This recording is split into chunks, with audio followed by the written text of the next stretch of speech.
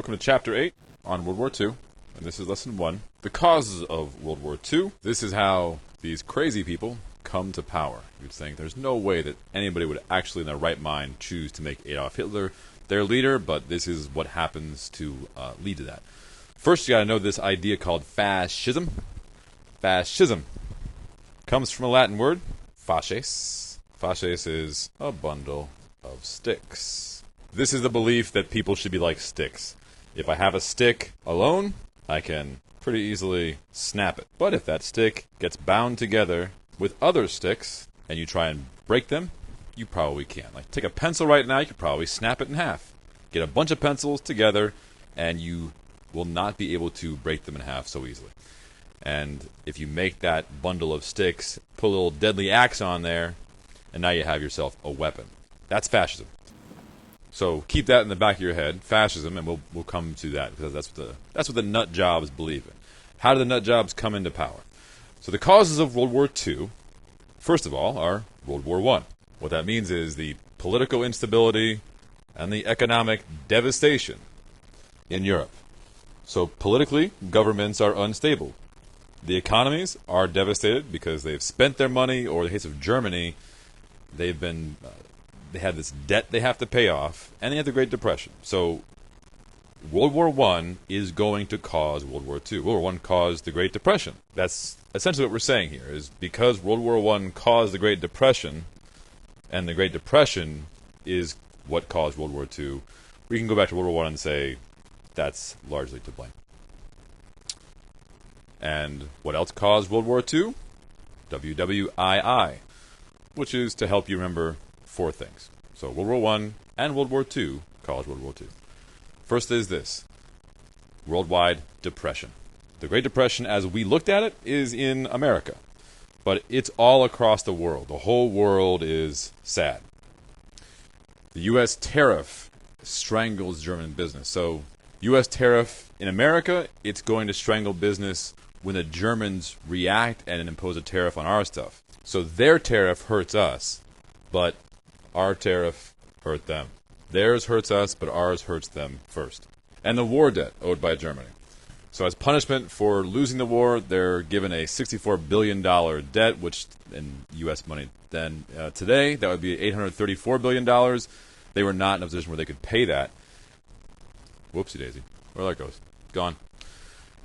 Also, inflation was high. So we have WWI. The inflation was high. This is where the value of your printed currency is inflated. You're filling it up with less and less value.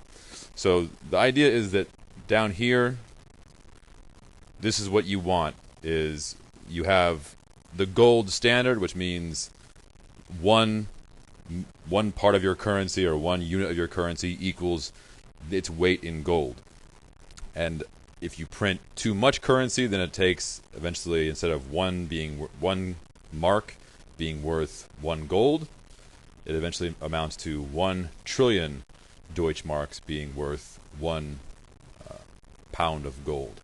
But this is what Germany does. They have to keep printing out more and more because they don't have the money to take care of the debt they owe.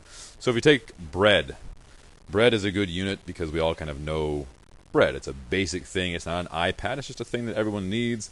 Today it would be about $2, $3. I'm going to use marks, and I might say bucks just to give you a sense of the currency. But in 1918, right after World War I, so in 1918, to get this bread would be half a buck, 63 or 0.63 marks.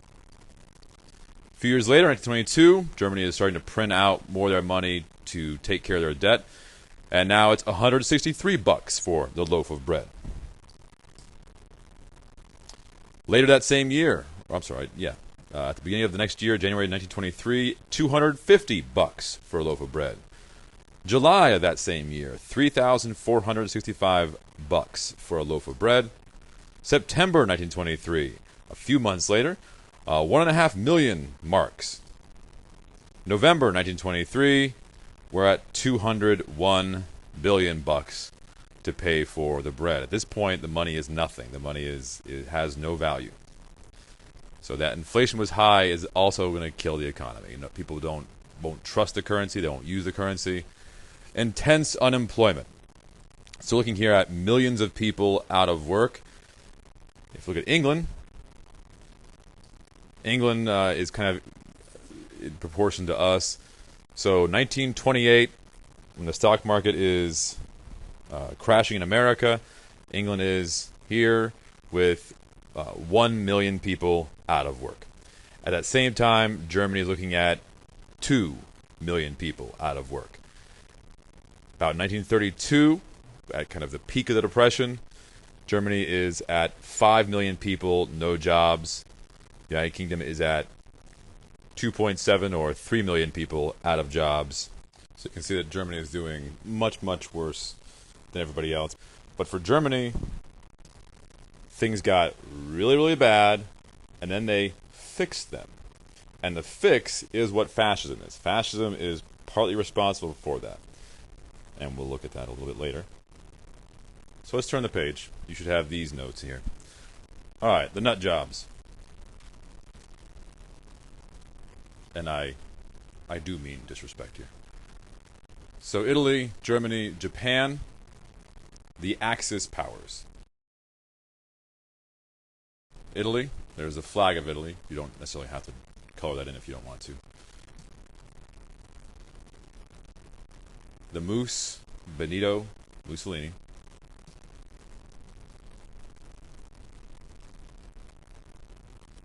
And Germany. Let's go back to the big moose here. But Benito, this is the flag of Italy. You can see that fasces again. And he believes in fascism. He strongly believes that Italy needs to be a fascist country to get back to its old ways. He's using old... Actually, all these guys will do that. They'll hark back to the good old days. The days when their country was awesome and everyone remembers them being great. If you want to distract people from their hard times now, bring them back to the good old days when maybe things weren't fantastic, but everyone thinks they are. So Benito comes up with that, and he kind of gets Italy out of its own depression. So by giving everyone a purpose, bringing them together, it's a little bit like the New Deal, except you're mobilizing them with a weapon. You're not saying we're mobilizing, to clean up the environment or to help out the farmers. It's your purpose is we are now a weapon. And either your purpose is, like in America, cleaning up, helping out, fixing things, the Tennessee Valley Authority, it can be that kind of stuff. Or in the case of Italy, it's a case of its empire. And Italy began to look at expanding and conquering, not very successfully, but that was how he mobilized his people. He is inspiring to this nut job, Adolf Hitler. Hitler looks to Benito Mussolini as this guy's got it together, this guy's got a great idea, and Hitler thinks that he can save Germany by giving them that same purpose. Their purpose will be to undo World War I. Everything that they lost in World War I, Hitler wants to undo all of that. He wants to get all of it back. He wants to get back Poland. He wants to get back Czechoslovakia. He essentially sees Austria-Hungary. Remember Austria-Hungary? He wants them to be back with Germany as well. So his whole thing is dump the Versailles Treaty, dump the debt, bring back the military, and start taking back what was ours. You do not have to know this, but his word for it is Lebensraum. There's probably an umlaut in there somewhere, which just means living room. Lebensraum means that the Germans are such an awesome race that they deserve to have more room to spread out. He believes that his people are Aryan, but he thinks his race deserves all this extra space. And he's going to take that space. Now, these guys, the Japanese, we looked before at how America was going into the Philippines, and America was going into Hawaii and Guam, and Japan was kind of eyeing that. Because Japan is an island, they don't have a whole lot of resources. They have to look outside of their own place, outside their own island, and they have to think about expanding. So if they want to be a mighty empire, they're not like America, where America has its resources there. They have to spread out. or they can just be content to be kind of an average country. But if they want to be a mighty country, then they need to, or they think they need to, spread out by conquering. Their emperor is Hirohito. The guy that we're looking at is the one who's actually in control. The Emperor Hirohito is seen as a kind of god, but he's not the one making the decisions. The Japanese military is, and this man, General Hideki Tojo. Tojo is the guy who's in charge of the Japanese military, makes most of the choices. Hideki Tojo. Now, Japan is doing its own thing separate. In fact, what they're doing in China is its own horrendous, horrible thing that they're doing, taking over from the Chinese. And we don't look a whole lot about that in American history. I think perhaps we should. It would help us understand China a little more today, because horrific things happened to the Chinese under the Japanese invasion. It's why China became eventually communist. But while Japan is doing their own thing, Hitler is looking to them and thinking, like, these guys have something going on. Like, I like them. And this is a little bit stupid, but he makes them honorary Aryans, which is essentially saying they're honorary white people. And he forms an alliance, and they are called the Axis because if you look at an axis on a globe, if we have a globe going through it, the world revolves around that axis, just as the world will someday revolve around Italy and Germany and Japan, or so these guys think. Up top, the Allied powers, Great Britain, United States, Soviet Union. So this is a little bit like the relationship between Germany and Italy, with kind of the odd duck out being the Soviet Union, just as the odd duck out of the Axis might have been Japan. Franklin Roosevelt is our leader. He's the only president to serve more than 2 terms, and he was elected to actually 4 terms. So a president who went through the toughest time that America probably has seen since Lincoln. Franklin Roosevelt, our president.